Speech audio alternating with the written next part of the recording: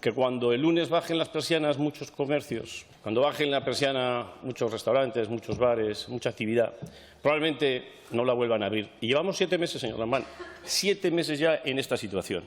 Y, entre otras cosas, no la abrirán porque ha habido falta de agilidad a la hora de tomar medidas por parte de su Gobierno.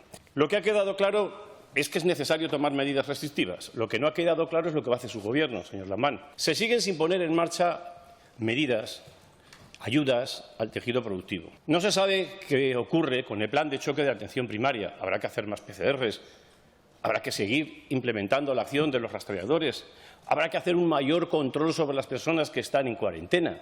Y eso le corresponde a su Gobierno. Usted sabe perfectamente que a fecha de hoy es un fiasco lo del ingreso mínimo vital. Yo le quisiera a usted preguntar si, siendo optimistas, vamos a tener en 5 meses los presupuestos, porque los aragoneses no creo que puedan esperar 5 días. Volvemos a llegar tarde, una vez más, señor Lamán. Y ustedes, con este tipo de actitud, están dinamitando la solvencia de su propio Gobierno. Dan la sensación de que están sobrepasados.